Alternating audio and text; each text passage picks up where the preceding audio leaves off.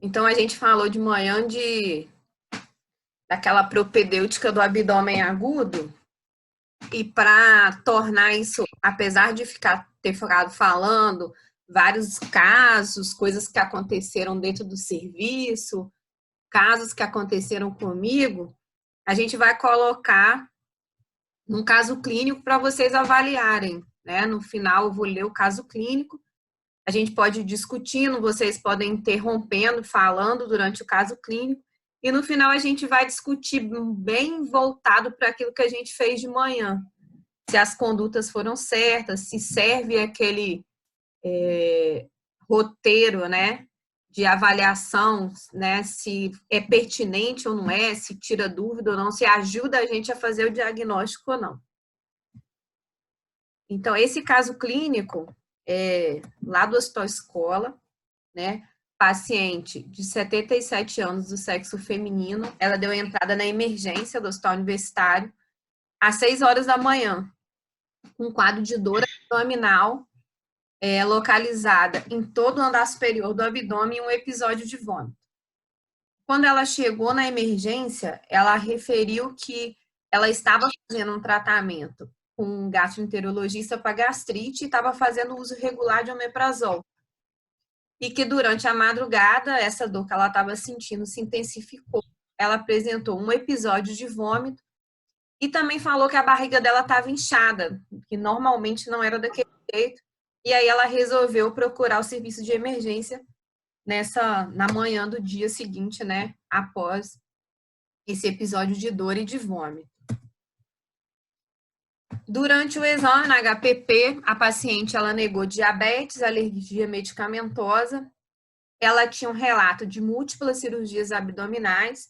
Entre essas cirurgias, ela tinha feito 3 cirurgias de cesariana.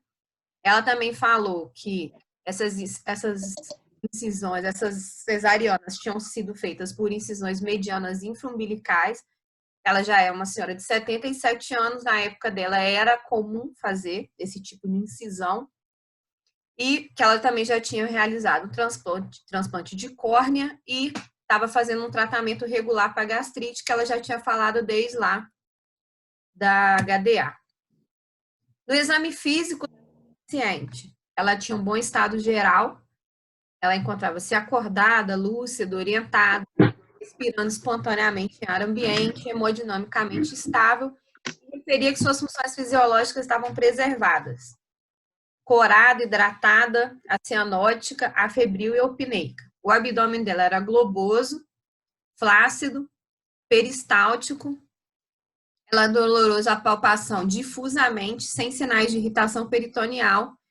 E no exame, notou-se a presença de uma cicatriz mediana infraumbilical, sem sinal de hérnia durante a manobra de Valsalva. Vocês que estão aí, querem fazer alguma pergunta, meninas? Gabi, Amanda, Juliana, Aline, posso continuar? Ian? Então, vamos continuar. Peraí, alguém perguntou aqui. A dor era difusa? Era uma dor difusa. Na verdade, a dor era mais no andar superior do abdômen, Amanda. A dor dela principal. E ela associou até o quadro de gastrite que ela estava tratando, tá? O vômito dela, ela falou que foi um vômito claro e foi só um episódio durante a madrugada. Então, não esclarece a gente muita coisa não, Gabi, tá? Vamos lá.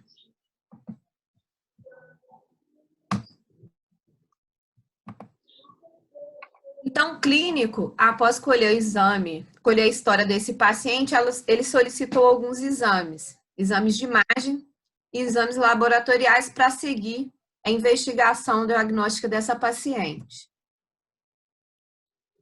Primeiro, eu pedi uma rotina radiológica de abdômen agudo, né?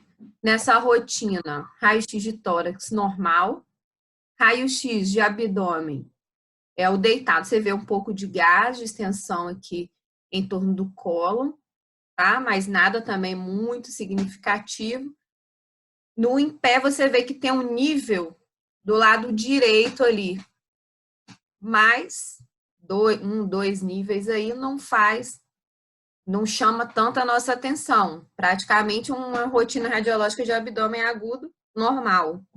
Não tem nenhuma alteração que nos leve a pensar em um diagnóstico aí, com essas imagens do raio-x.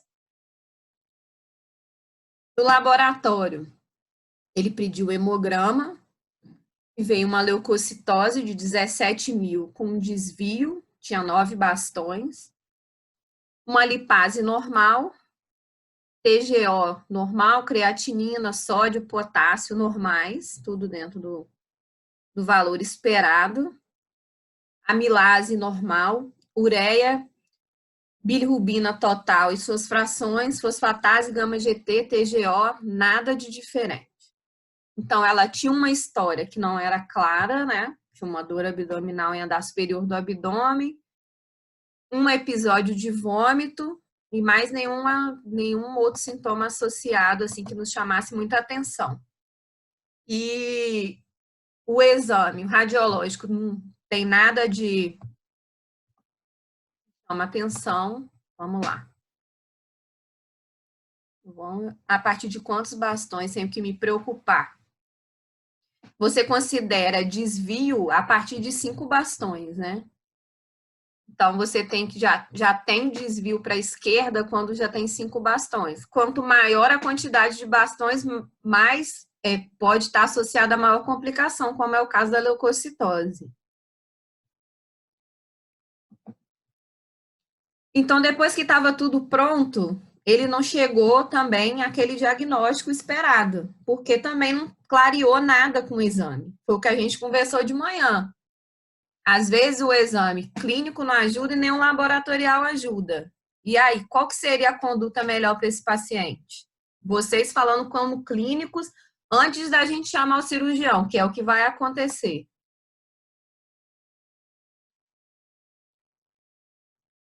Exame de imagem direto? Por quê? Por que, Giovana, que a gente já pediria exame de imagem direto? Qual que é a indicação de você pedir direto um exame de imagem mais complexo que não um raio-x? Pode abrir o seu áudio aí, pode falar. Tá mandando pelo chat, fica mais fácil de falar. Não fiquem envergonhados, vamos trocar ideias.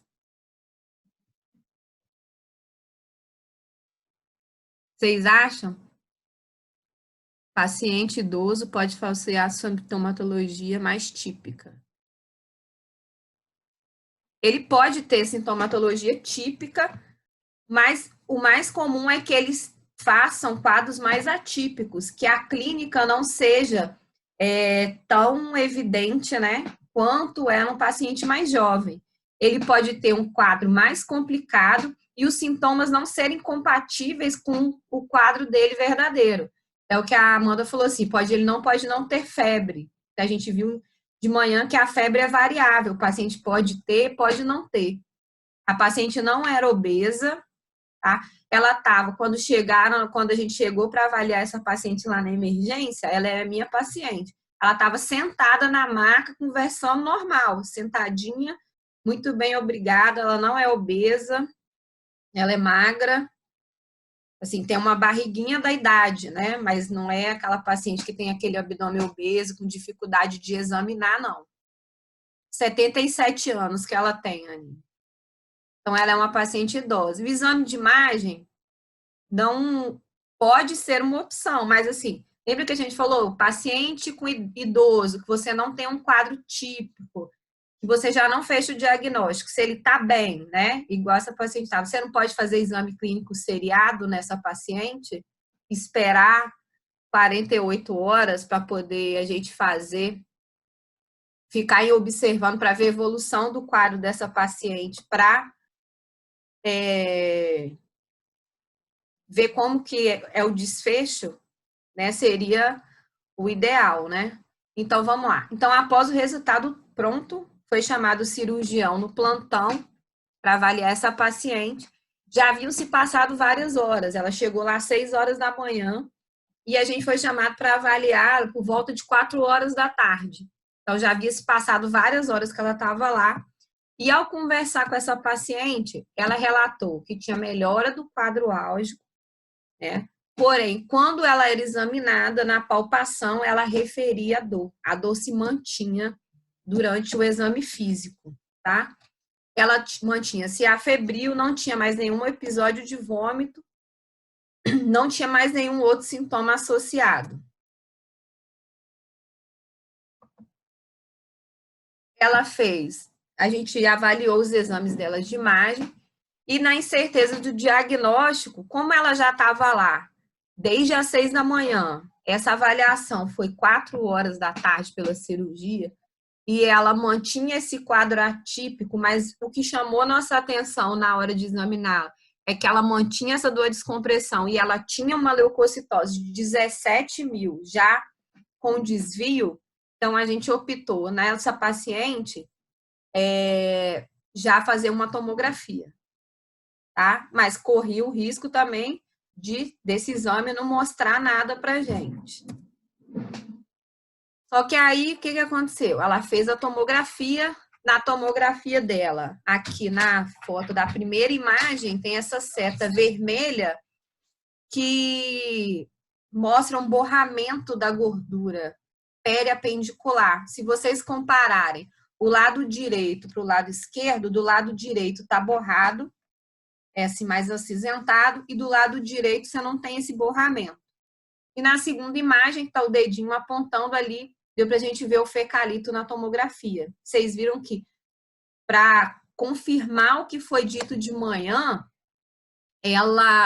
a gente vê a imagem do fecalito na tomografia, mas no raio-x a gente não viu nada. Tudo aí é da paciente mesmo. A gente pegou lá do hospital as imagens do Pax e colocou aí para vocês, para a gente discutir. Então, assim, não viu lá no raio-x o fecalito, mas na tomografia a gente conseguiu detectar a presença dele. Aqui tem um outro corte, tem um corte coronal, feito uma reconstrução, que nota-se que o diâmetro do apêndice está aumentado. Então, a gente conseguiu confirmar essa paciente pela tomografia, esse diagnóstico da apendicite aguda. Então, a partir daí, o cirurgião comunicou à paciente e à família que ela seria submetida à laparotomia exploradora para fazer essa apendicectomia, e ela foi encaminhada ao centro cirúrgico para a realização desse procedimento. Logo após ela ser esclarecida do diagnóstico e tratamento. Então, a gente seguiu a praxe, né, de falar, comunicar, que você vai chegar lá e mandar subir com o paciente para o centro cirúrgico, sem explicar por que está acontecendo, por que ele vai explicar para os familiares, também não está correto. A paciente foi submetida a uma laparotomia exploradora, né, uma apendicectomia. Foi optado em fazer uma incisão mediana infraumbilical. A gente aproveitou a incisão que ela tinha anterior. Aqui o apêndice, ela tinha necrose, justifica aquela leucocitose e o desvio que a gente encontrou no exame laboratorial. E aí começam as perguntas. Aí eu queria que vocês me ajudassem a responder. Vocês vão falar se foi certo, se não foi, qual a impressão que vocês tiveram, se vocês acham, para a gente discutir melhor as respostas, né, do caso clínico. Porque senão eu vou ficar igual de manhã, falando sozinha. Queria que vocês discutissem comigo aí. Vocês acham que na admissão, na emergência, essa paciente foi conduzida da forma correta?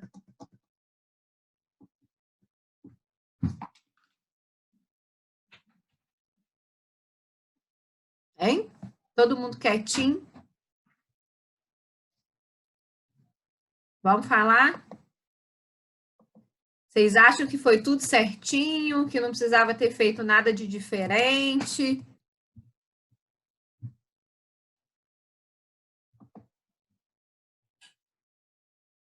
Deveria ter sido solicitado um EAS, a gente usar como diagnóstico diferencial.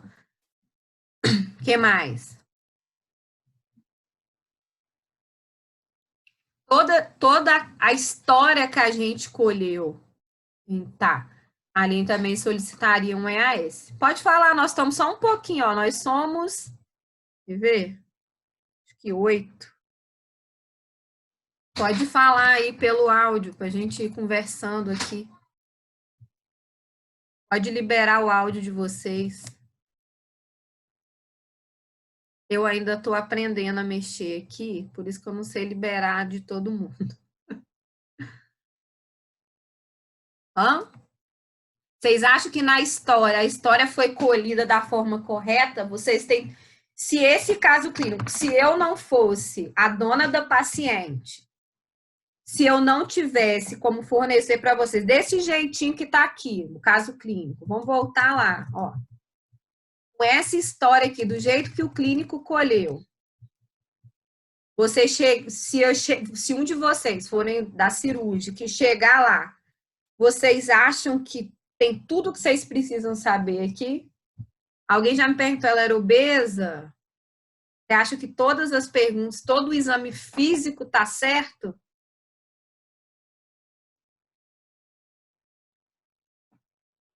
Isso. A Amanda tá falando aqui, ninguém quer falar? Até parece que vocês não têm hábito comigo, né? Todo mundo com vergonha. Ficou jogado falar que ela tá só sentindo dor. Podia ter perguntado sobre melhorar ou piorar, ou piora com a posição. Quem mais? Vamos seguir lá. Como que foi o início dessa dor? Lembra da aula da manhã?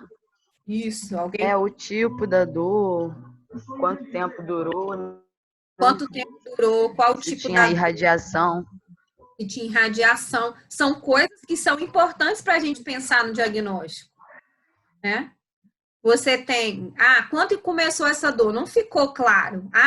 Parece que assim, na madrugada ela teve uma dor, mas a gente não sabe, começou à noite, começou de madrugada, tem 12 horas de evolução, tem 5, tem 6, tem 8.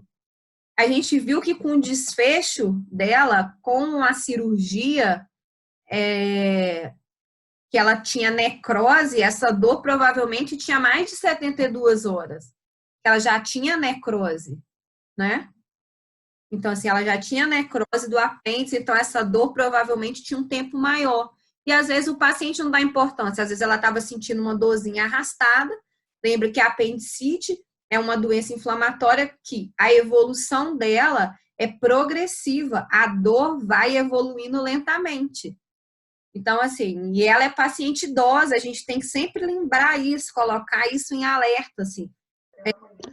Porque dá a entender, né, que é uma dor súbita pelo caso. Então a gente nem pensaria muito no abdômen agudo inflamatório.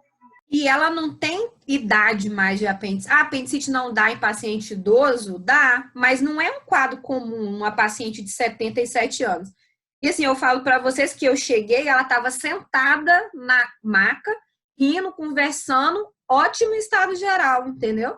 Então, assim, não parecia um quadro de apendicite inicialmente, não fazia você lembrar, pensar em apendicite, né? Então, assim, a história também não me ajudou muito. Eu não sabia quando a dor tinha começado, que horas começou. Essa dor tá como? Parece uma dor só no andar superior do abdômen. Ainda, assim, tava uma dor difusa. O vômito era claro, isso não ficou aí registrado no caso clínico. Esse era um relato que estava no BAN, normalmente é um parecer que chega para gente. Ela não tinha vômito bilioso, ela não tinha vômito fecalóide, para a gente pensar em obstrução, não tinha relato de alteração do hábito intestinal. Então, vamos seguir naquela ordem. O início da dor não ficou claro. Aí depois, como era essa dor? A dor é andar superior do abdômen. Parece mais uma dor visceral do que uma dor já parietal localizada. Não se localizou.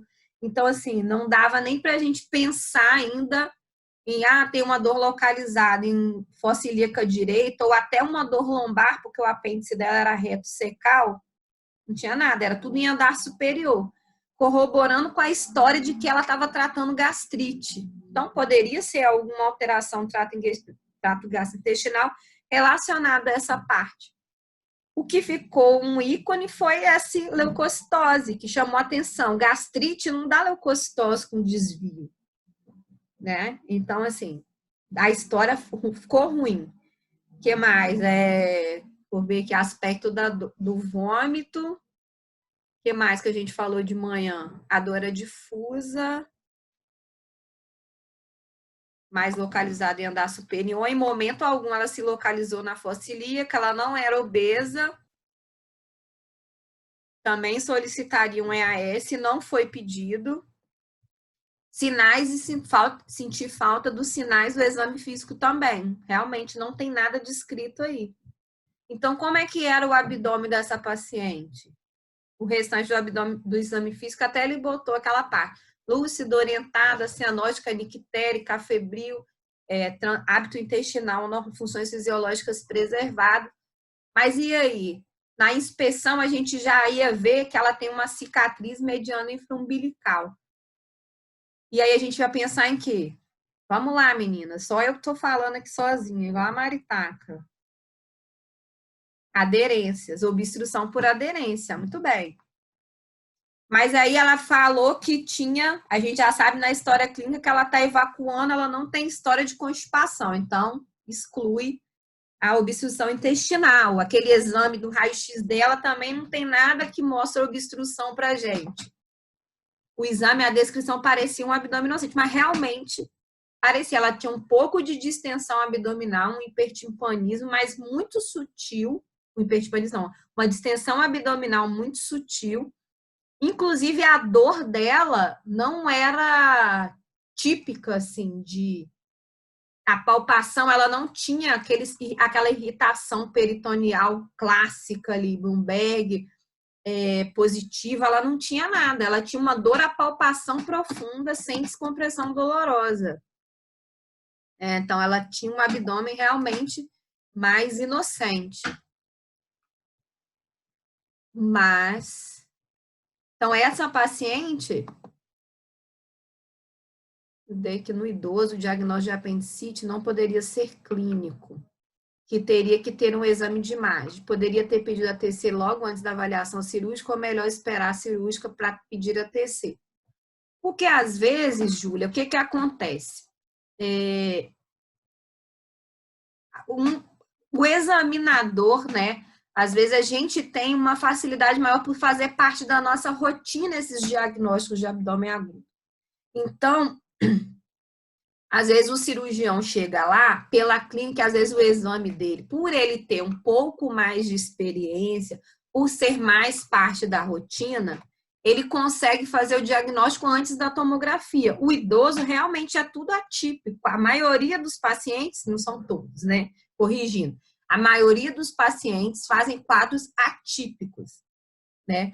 Você tem que observar muito. Ela tinha aquela evolução, assim, a conduta do pedir a tomografia depois que a cirúrgica chegou, eu pedi a tomografia dela porque ela mantinha como se estivesse inocente o abdômen, um abdômen sem grandes alterações típicas, mas tinha a leucocitose e mantinha a dor à palpação. Então, tinha alguma coisa ali.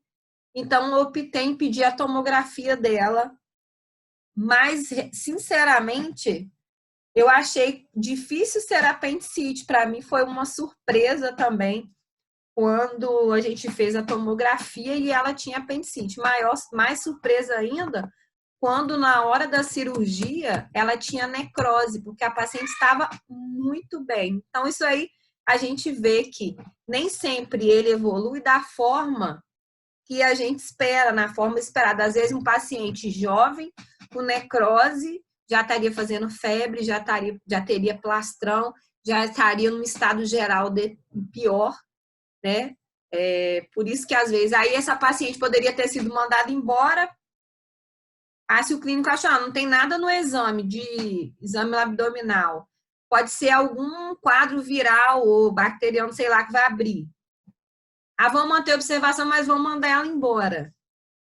Se sentir alguma coisa, se começar a sentir febre, se a dor piorar, vai orientado, mas manda para casa. Entendeu? Então, assim, essa paciente poderia ter ido e voltado já num estágio de gravidade maior. Porque o próximo passo aí tem necrose, daqui a pouco ia perfurar.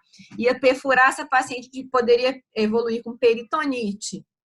Então, é complicado, né? Por isso que a gente não pode, de forma alguma, mandar esses pacientes embora.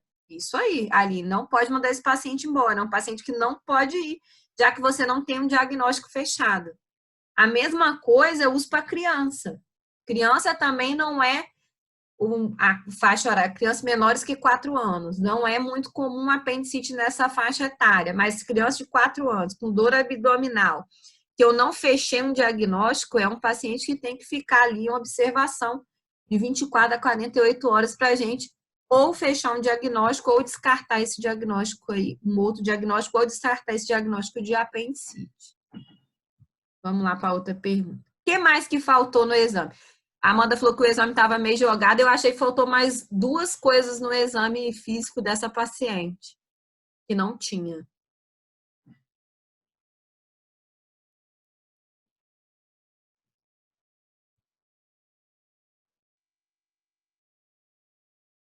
Toque retal e toque vaginal, tá? Na ausculta estava normal, peristalse normal dessa paciente, tá? Ela não tinha descompressão dolorosa. Não tinha descompressão dolorosa, mantinha-se afebril. Lá ele relata, paciente mantinha-se afebril após essa evolução, esse tempo que ela permaneceu no hospital, desde a admissão até a avaliação de cirurgião. Ela tinha dor, a palpação, sem descompressão dolorosa e mantinha-se afebril, tá? Faltou toque retal e toque vaginal nessa paciente. Em relação aos exames solicitados, todos seriam necessários na condição desse paciente? Dessa paciente, no caso? Precisava pedir hemograma, lipase, amilase, TGO, TGP, bilirrubina, fosfatase alcalina, gama-GT, ureia, creatinina, sódio, potássio. Não precisa de transaminases, com certeza. Ela é uma paciente que não tem nada relacionado à via biliar, né? Então, não precisava. Não tinha icterícia, não tinha nada que levasse a gente a pensar. Então, bilirrubina, fosfatase, gama-GT, TGO, TGP não precisava pedir. Amilase a gente pede, porque a gente faz diagnóstico diferencial. Pancreatite, perfuração, pancreatite é um abdômen agudo inflamatório, pode evoluir dessa forma, teve vômito, dor abdominal em andar superior do abdômen, mas a lipase não precisava, tá? Então, são exames que seriam desnecessários para essa paciente. Por que foi solicitado pelo cirurgião a tomografia de abdômen? É o que a gente falou um monte de vezes aí já. A gente tem dúvida diagnóstico, mas poderia ter esperado nessa paciente? Poderia, tá? A gente poderia ter segurado um pouco mais, observado essa paciente um pouco mais, sei lá, 2 horas, 3 horas, mais 12 horas, né? Para poder depois pedir a tomografia. Eu podia ter pedido a tomografia e não ver a apendicite se fosse uma fase mais inicial? Poderia. Então, ela tinha que manter observação, mas a tomografia foi pedida porque ela tinha leucocitose e dúvida de diagnóstico. O leucograma dela não era compatível, né, com o que a gente achava na história no exame físico. Se a TC não elucidativa, tinha que manter. Ela perguntou aqui, se a TC não fosse elucidativa, manteria a paciente 48 horas internada? Sim. Porque, com certeza, esse quadro dela ia ter uma progressão. A dor ia intensificar, o exame laboratorial, essa leucocitose provavelmente ia piorar. Estava com necrose, poderia perfurar e ela ia fazer peritonite ali, ou localizada ou difusa. Então, o quadro clínico dela ia variando, tá? Então, tinha se mesmo, se eu não conseguisse elucidar com a tomografia, eu deixaria ela internada para poder acompanhar. Vamos lá para outra pergunta. Ao avisar a paciente sobre o procedimento, ela mostra uma preocupação quanto à incisão que será realizada. Qual a resposta pertinente para esse questionamento da paciente?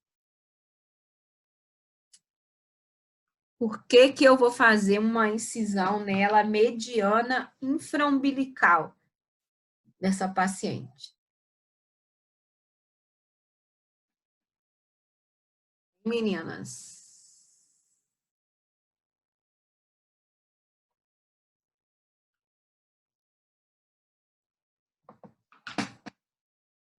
Porque tem risco de perfuração, tem que lavar na cavidade.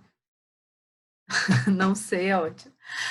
Na verdade, Júlia, a indicação maior de fazer a incisão posterior é que ela é uma paciente que já tinha um tempo maior, né? Já tinha leucocitose, uma leucocitose de 17.000, já é uma leucocitose mais elevada, um paciente com apendicite. Apesar da gente não ter visto ali abscessos na tomografia, ela já tinha cirurgias anteriores, tinha uma leucocitose importante, já tinha aquela incisão, a gente aproveitou aquela incisão, porque ela poderia ter múltiplas aderências ali e ser difícil fazer esse diagnóstico. E na tomografia, essas imagens quem me mandou foi a doutora Camila, cardiologista, professora Camila, né? E a gente até conversou antes da cirurgia, quando fez a tomografia, ela foi ali nesse apêndice retrocecal. Então, poderia ter, por conta das cirurgias anteriores, por causa dessa leucocitose, uma dificuldade maior, poderia ter uma complicação mais local. Então, a gente optou em fazer essa incisão mediana infraumbilical. Inclusive, na cirurgia, ela tinha uma bexiga por causa da aderência mais fora da sua posição anatômica normal, mais alta por conta das cirurgias anteriores. É como se tivesse feito uma aderência mesmo. Durante o preparo pré-anestésico, o anestesista pergunta ao cirurgião se é para fazer antibiótico. Você é o cirurgião, qual seria a sua resposta e sua justificativa em relação à pergunta do anestesista? É para fazer antibiótico na nossa paciente? Vocês acham que precisa ou não precisa? Sim. E que antibiótico? Por quê? Por que que nós vamos fazer? Todo mundo falou sim. Todo mundo vai fazer antibiótico. Por que que nós vamos fazer antibiótico nessa paciente?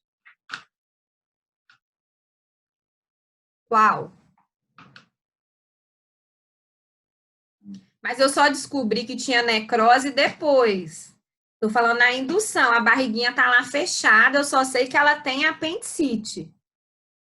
Eu ainda não sei que ela tem necrose. Aí eu vou operar um paciente com apendicite que eu não fiz tomografia. Eu sei que ela tem com certeza ali também. Não foi pelo exame físico, mas eu sei que ela tem apendicite. Mas eu não sei falar que fase da apendicite ela tem até eu abrir. Agora a gente já tem a cola porque a gente já viu como é que foi o desfecho da cirurgia.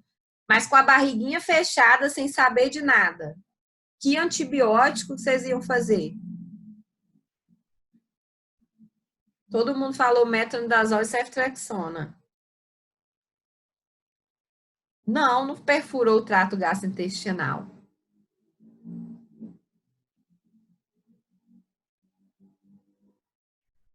Não. Então, deixa eu falar com vocês. Assim, a gente não sabe se o seu paciente... Como que eu vou discernir isso aí? Essa é uma paciente fazer profilaxia com cefoxitina. A Giovana respondeu. É isso aí.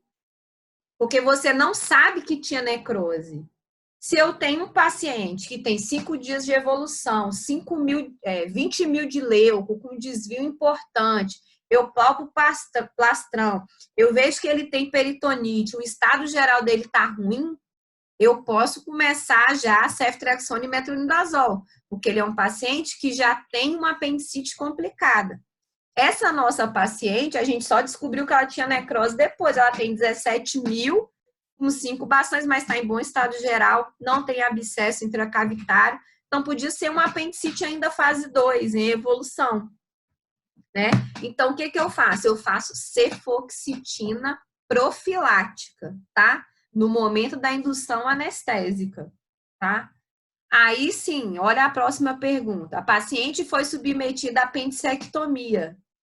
O apêndice era retroperitoneal e tinha necrose. O aluno que estava, vocês lá comigo operando, vai falar assim, professora, vai mudar alguma coisa agora porque o apêndice está com necrose? Aí cabe a resposta de vocês. Sim, né? Por que que vai mudar? Porque agora eu tenho um apêndice que ele tem necrose. Então, quando ele tem necrose, eu mudo de antibiótico terapia profilática para antibiótico terapêutica, né? Aí eu mudo também a classe de antibiótico. Tem que cobrir gram positivo, gram negativo, anaeróbio. Eu vou cobrir com ceftriaxona e metronidazol, tá?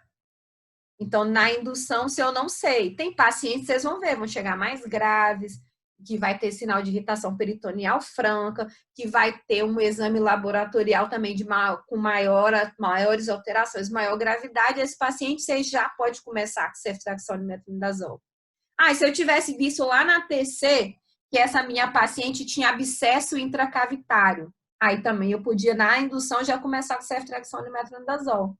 Mas no dela, não. A TC só tem borramento da gordura e o fecalito, o aumento do apêndice, mas não tem abscesso. Tá? Então, eu começo com cefoxitina. Vocês estão entendendo? Estou falando muito rápido. Posso continuar desse jeito mesmo, tá bom? Ah, então tá bom. Então, vamos para outra.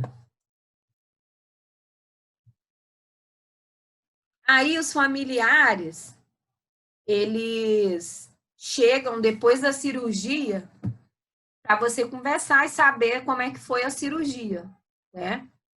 E uma das perguntas é, quantos dias ela vai ficar internada e vai fazer antibiótico por 7 dias? Como é que eu vou responder para essa família? Como é que eu vou responder para essa família e essas perguntas? Me ajudem aí.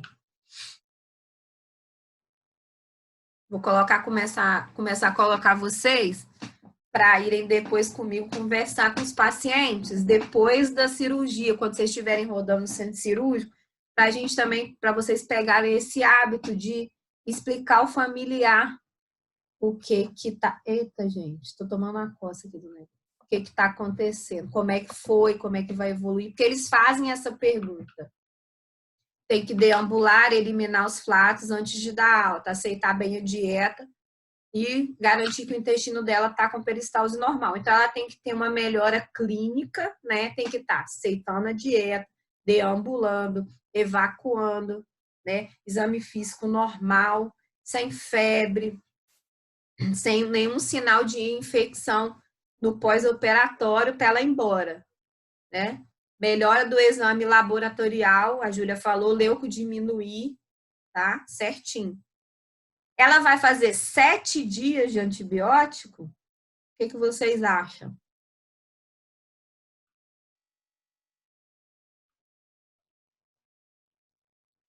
Sim, Ian. Por quê que ela vai fazer 7 dias de antibiótico?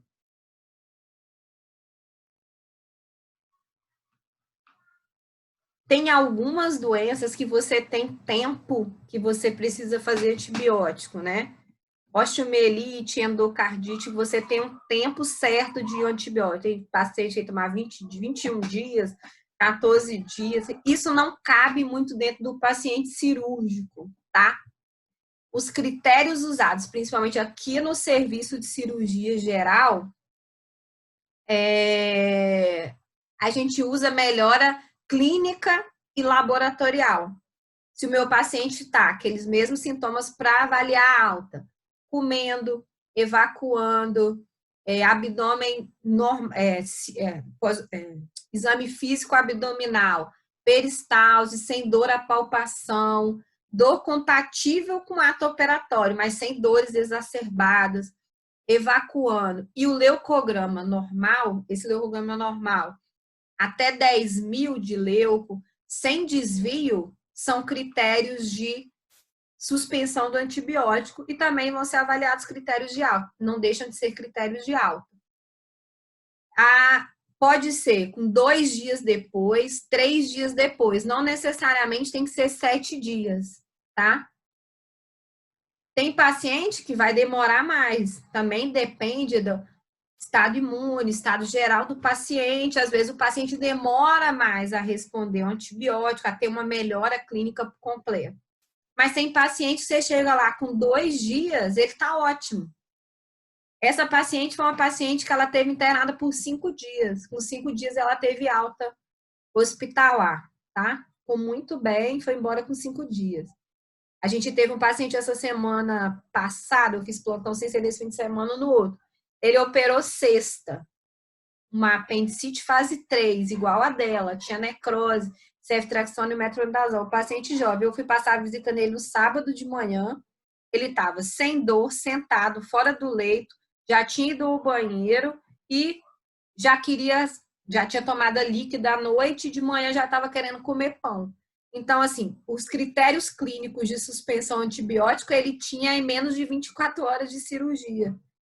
Ele ainda não tinha critério laboratorial. Ele ficou internado até na segunda, porque o leucograma demorou um pouquinho mais de cair, mas na segunda-feira ele foi embora. Então, em relação à suspensão, dias de suspensão do antibiótico está muito associado à clínica e ao laboratório do paciente, tá?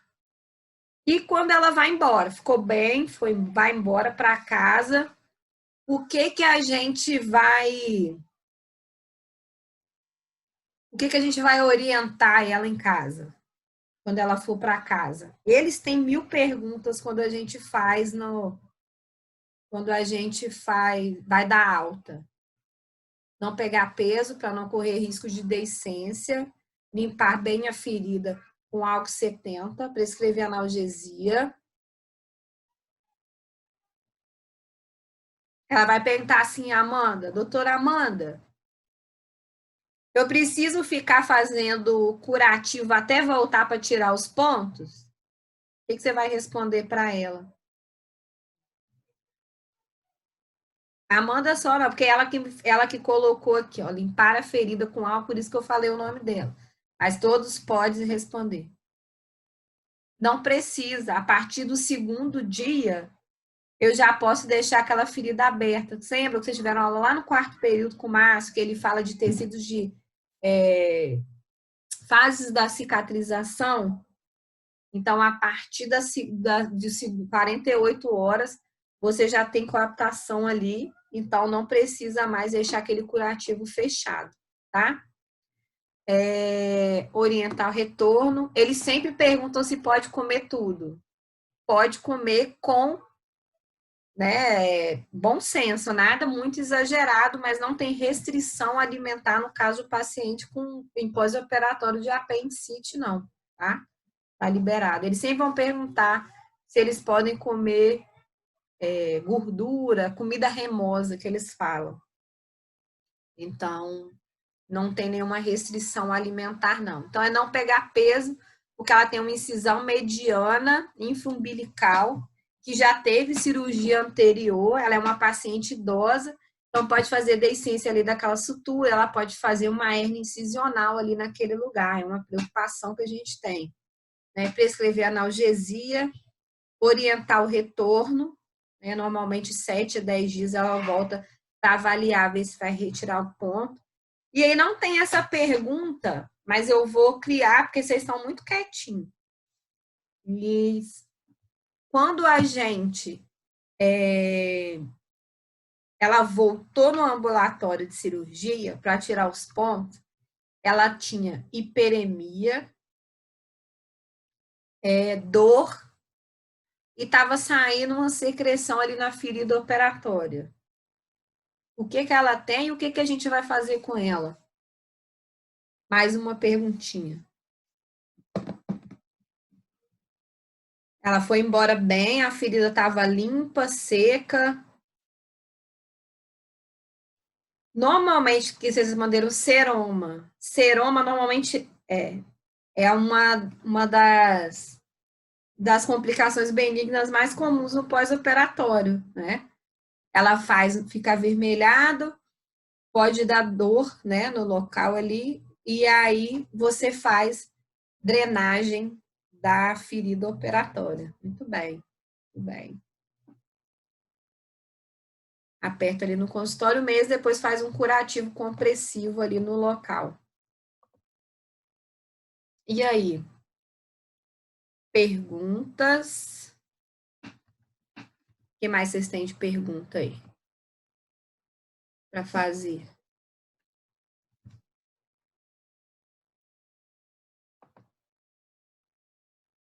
Ninguém quer perguntar nada?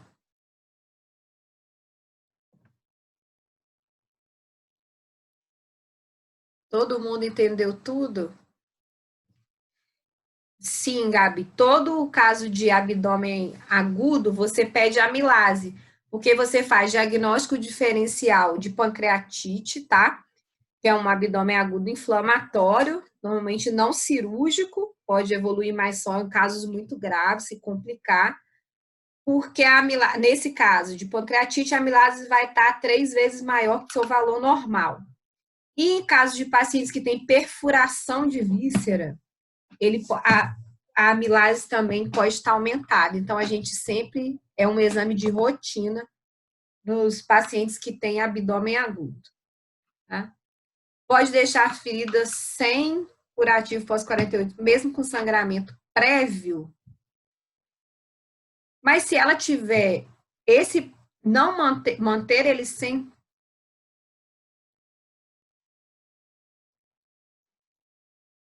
De poder abrir. Né? O deixar sem curativo Peraí, deixa eu ler de novo. Pode deixar a ferida sem curativo após 48 horas. Não, não tem sangramento ativo. É o paciente que está em bom estado, está bem, a ferida operatória limpa, seca. Esse paciente você vai dar alta, né? Normalmente esses pacientes ficam 2, 3 dias, até no hospital, 48 horas após a cirurgia, se a ferida está limpa, seca, sem sinais flogísticos, você pode deixar sem o curativo, porque já começou aquela fase da cicatrização, então fechou.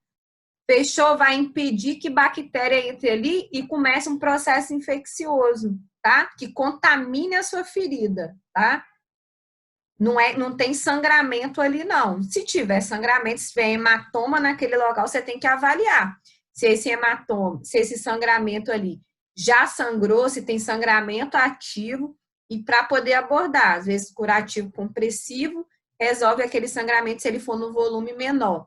Se tiver muito sangramento e formar coágulo dentro da ferida operatória, é o contrário. Você tem que abrir aquele ponto ali para tirar aqueles hematomas, porque o sangue é substrato para infecção. A bactéria entra ali, vai contaminar aquele sangue e vai fazer uma infecção no local.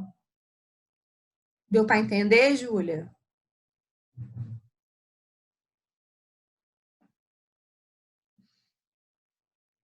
Mais alguma pergunta?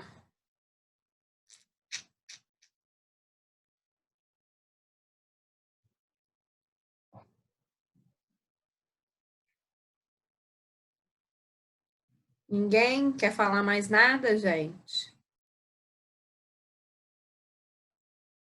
Não, não tinha não, Ian.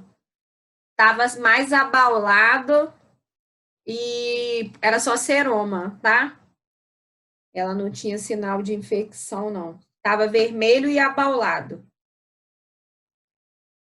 Aí drenou o seroma e a indicação mesmo é só drenagem. Drenagem e um curativo compressivo depois. E